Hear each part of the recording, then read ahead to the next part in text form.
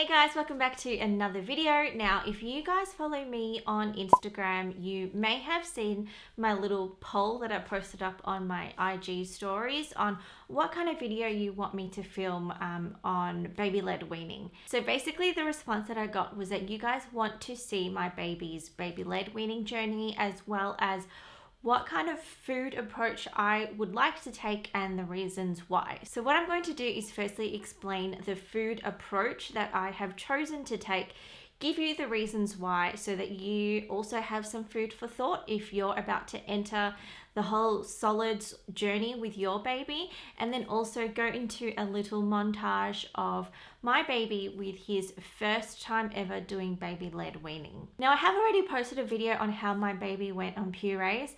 I actually started my baby Emmanuel on solids when he was about 4.5 months old, just for practicing sake, not really to eat for real, but just to get him prepared for properly eating solids when he turned 6 months. And so I've posted that video already, and if you guys haven't seen it, I'll have it linked down below. So what that means is I haven't actually strictly adopted baby-led weaning, because that would mean that I would have done baby-led weaning straight from the start and skipped purees. So I do get that, but when I do refer to baby-led weaning in this video, what I'm basically referring to is finger food that my baby can pick up and eat himself, or giving him a preloaded spoon so that he can feed himself. So my baby is now 6 months old, so I have been going on this solids journey for about 1.5 months now, and I have experimented with both purees and baby-led weaning. So I have decided that I don't want to choose between purees and baby-led weaning. I can see pros and cons from both, advantages and disadvantages of both, and I want to do a combination. So I'm going to go through the reasons why in no particular order. So the first reason is that there is a lot more mess when it comes to baby-led weaning. And obviously there's going to be a lot of mess when your baby starts on solids. It's all part of the journey, I do get it. But there are times when it is not so convenient to have a big messy time. So for example, when you're eating out, it's a whole lot more inconvenient if you're making a mess. Your baby's obviously going to be dropping a whole lot of food on the floor, and it's not your own space. So, you will need to clean it, or you might find that it's quite an inconvenience at whatever restaurant you're at, or if you're at a friend's house. So I personally find it a whole lot more easier if we're going out to actually do purees and spoon feed our baby. Now, when I refer to purees, I'm not talking about strictly just like pasty, soft stuff. I am talking about textured things as well. But basically, spoon feeding your baby can be a whole lot easier and cleaner when you're eating out. And that's something that I personally prefer than to actually be doing baby-led weaning out. So I will be saving all the baby-led weaning stuff for at home, when it's okay to make a mess, when, we've got all the time in the world, and if he makes a mess on the floor, it's fine. Of course, there's stuff that you can buy to help with the mess that comes with babies eating solids. There's special bibs you can buy, there's placemats, and there's everything under the sun that will help make the mess a bit more manageable. But for me, I really wanted to find a floor mat that I could put under the high chair that wouldn't be as ugly or just really bright and polarizing in my nice dining room. And so I came across this mat from Grub Kids Australia, and they kindly sent me this mat. They come in 2 colors. Both colors are really nice and neutral. You guys know that I love my neutrals, so I'm really happy with this mat. It goes with our decor, it goes with the high chair, and it's functional as well. So the one I have is in a nutmeg color, and it's in a non-toxic food grade silicone, and it's really easy to just clean and wipe down. So basically it does the job and it looks nice. Now, if you guys want to get one too, I do have a 15% discount code, which I will put on the screen and link down below. So definitely check it out if you're after a nice floor mat that is also going to match with your decor. So when we're at home, we do let Emmanuel experiment with finger foods that he can hold and feed himself, or depending on what the food is, we might give him a preloaded spoon to feed himself. So obviously there's a lot more mess. He might chuck things all over the place and, throw things on the floor, drop things on the floor. And we just let him experiment with it and learn how to feed himself, and also learn how to hold the food and grasp the different textures and eat all the different textures. I also found that there's a whole lot more mess with baby-led weaning because at the start, your baby may find it difficult to hold on to the food. So then depending on what the food is, they might squash it all over the place and then drop it everywhere, or they might just squash it and then, rub their face and everything just becomes a mess. So it's another reason why it's so much easier to do that at home rather than when we're eating out. Now that leads me on to my next point, which is food wastage. Now this is not something that I had considered when I was taking the baby-led weaning path, but I quickly realized that there's a lot of food wastage when it comes to baby-led weaning because obviously the baby is experimenting with holding the food, and once they get down to a point where they can't actually reach any more food because they're holding the rest of it, then that's it. They can't eat the rest of that unless you eat it yourself. Or there's a whole lot of food that ends up smushed up and all over the chair and all over the place that is not going to be eaten. And I understand that that is part of the process of them learning, but it's also a lot of food wastage. And so that's why I prefer the two approaches, so that I'm not throwing away food all the time. So unless you're eating the scraps yourself or using it to compost, there is a lot of food wastage when it comes to baby-led weaning. So that's another reason why I prefer combining the two approaches.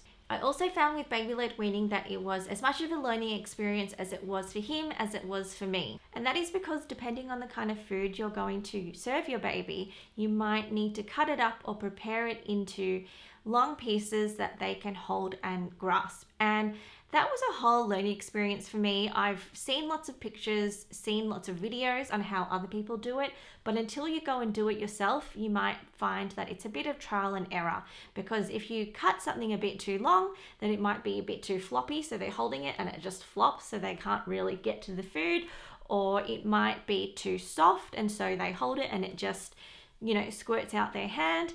There's kind of a whole learning experience for you as a parent on how to cut up that piece of food and give it to them so that they can hold it and eat it. And so with that learning process comes the food wastage. And so there were a couple of things that I found that I would give it to him and then realize that he couldn't really eat it because of the way I cut it or because of the way I prepared the food.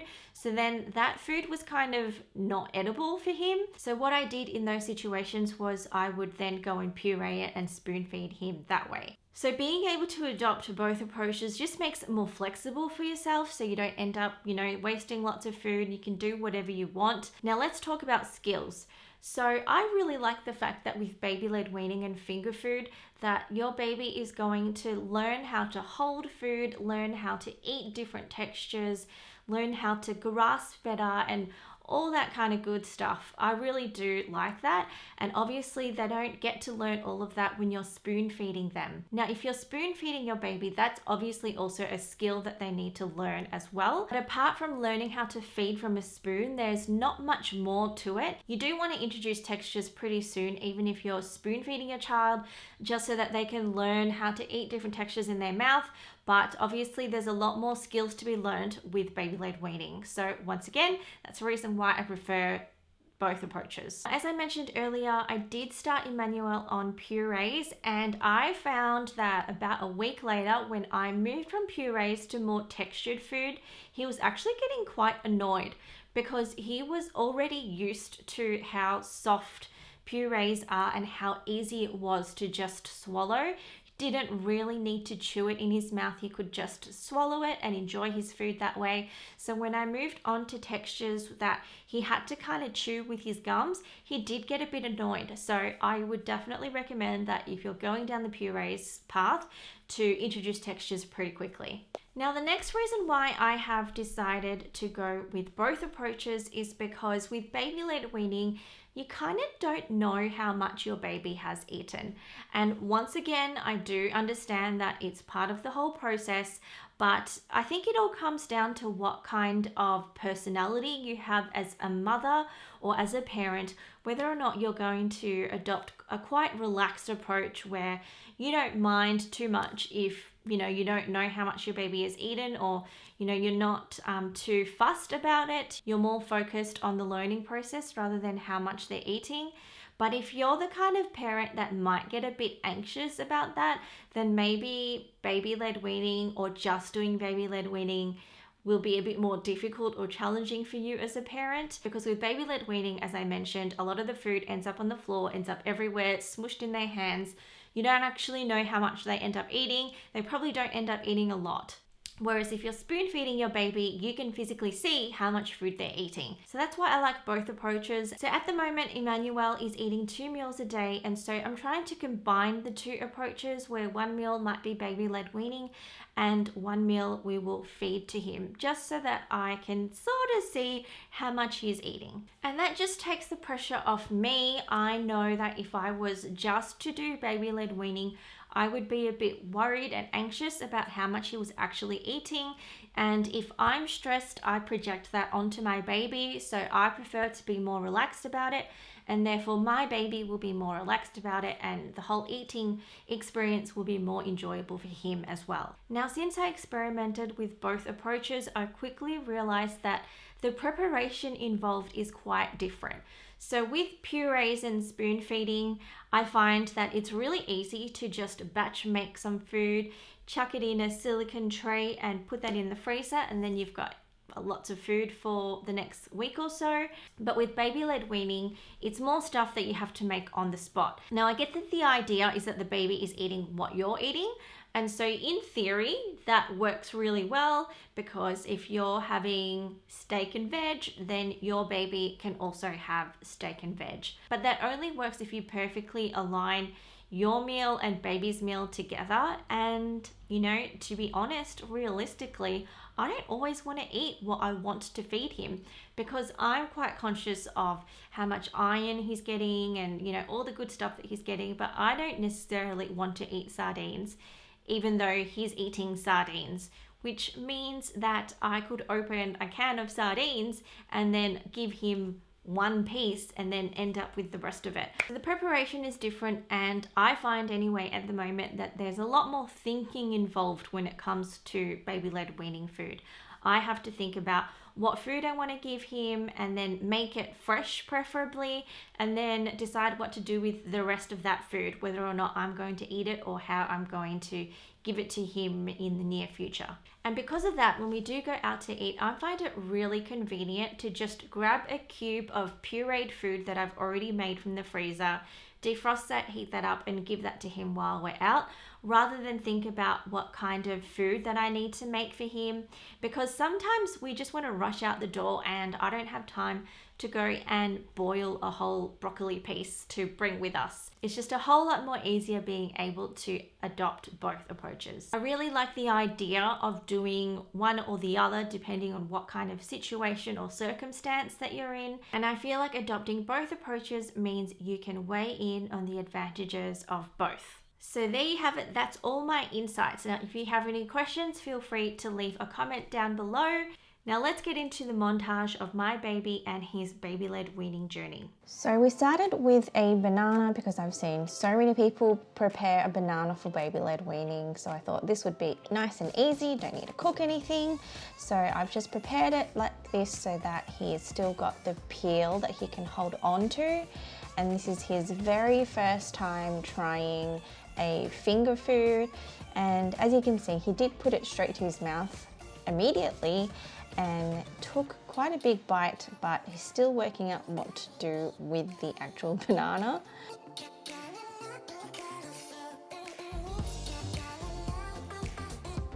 So this is where it all went a bit downhill, and I wanted to include it just to warn you guys that this is a very normal response. I did freak out, but it is very normal for babies to gag and sometimes even throw up, as it's just a natural response to clear their airways and bring some food forward if they've got too much in their mouth. So after that happened, I quickly decided that I was going to mash up the banana instead and give it to him on a preloaded spoon. And he definitely did a lot better with the spoon. This is the spoon that I'm using. A lot of online stores sell it, and I find that it's really good for a young baby. The next day I decided to do an avocado. I thought that it might be not as easy to gag on, and I thought I would prepare it in the same way as the banana, but you'll see in a second that that was a complete fail. So with the skin on, Emmanuel was able to hold on to it and take a bite. He did take a pretty big bite, as you can see, but then the skin basically came off pretty quickly and then he couldn't hold it at all.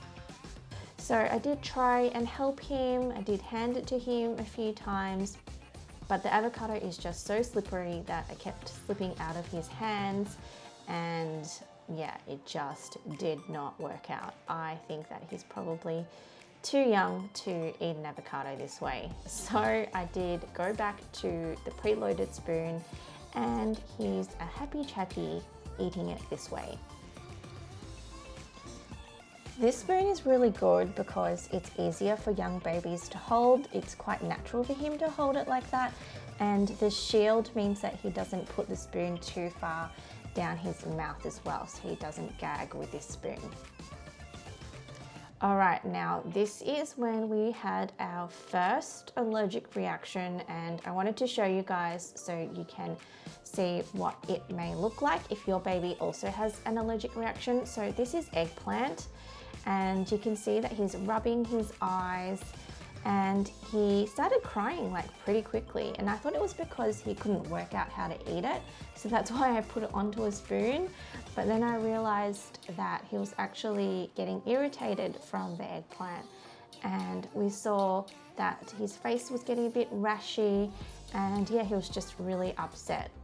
So we gave him some baby antihistamine, which cleared it up pretty quickly. So here we have some mashed sweet potato, and I think I mixed it up with some broccoli as well. And he loves eating this, and he does really well with this spoon, as you can see.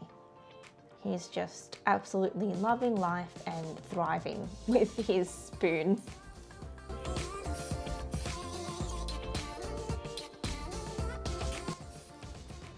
Now the next day I thought I would try sweet potato again, but give it to him in a spear for him to hold, and there you go. You can see that he's broken it in half pretty quickly. Now I steamed the sweet potato, so obviously that is not a good way to prepare it if you want your baby to hold it. I thought I would try this shape, and this shape also didn't work because it was too long and floppy. So once again, we've gone to the spoon. Next up, we have some carrot, which wasn't as floppy as the sweet potato, so it did work out better. And I was happy that he was actually able to hold on to it and take a bite. Now, I must say that if you are going down the baby-led weaning path, you need to have a lot of patience because not a lot of food makes it in their mouth immediately. Or if it does, they might just spit it out. Next up, we have pear, which I just steamed so that it was nice and soft, and I thought I would cut it up into long pieces for him to hold.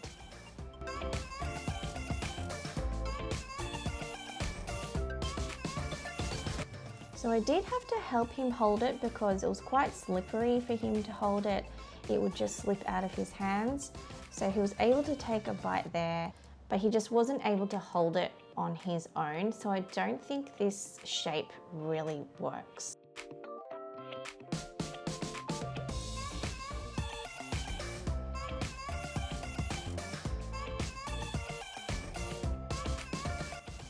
Now this is the point where I decided I was brave enough to go back to the banana, and he actually did so much better this time round, and I think this is the first time that he actually was able to hold a piece of food and properly eat it and actually chew and swallow. So it was a little turning point in our baby-led weaning journey. Next up we have broccoli, and he did so much better with this than I expected, but I did find quickly that I had to experiment with different shapes and different sizes. And that would determine how easy it was for him to hold and for him to bite. So we did end up with lots of wasted broccoli florets, but he did end up eating it. And this kid actually loves broccoli. And this is the point where I became a bit more hopeful that my baby would be able to do baby-led weaning.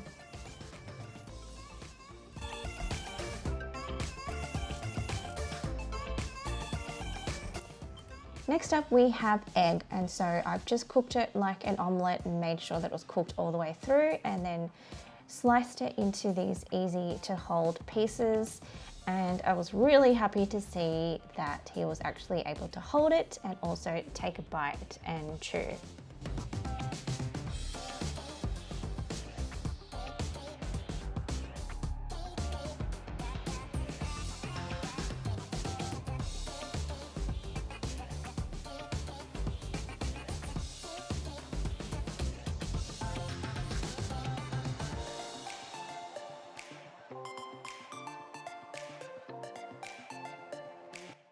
I had some leftover bok choy, so I decided to keep the ribs of the bok choy for him to chew on. He was able to hold and chew it, but I think he's more just sort of sucking the vegetable rather than eating it here, which is also perfectly fine. Now I thought I would go back to the avocado and try cutting it with this crinkle cutter, as I've seen other people do. I also ground up some sesame seeds and sprinkled it onto the avocado for a bit more grip, and I was so hopeful that this was going to work, but as you can see, it failed pretty immediately. He just holds onto it too tightly and it just smushes in his hand. So we went back to the spoon. I think I'm just going to leave the avocado spears for when he's a bit older. Alright, so that's it for this video. I hope you guys found it useful and you found my insights helpful. If you are also deciding which food approach you want to take, let me know your experience if you're also going through the same thing as well. And also let me know what other kind of videos you want me to make. And don't forget to thumbs up this video if you enjoyed watching, and I will see you guys in my next one. Bye!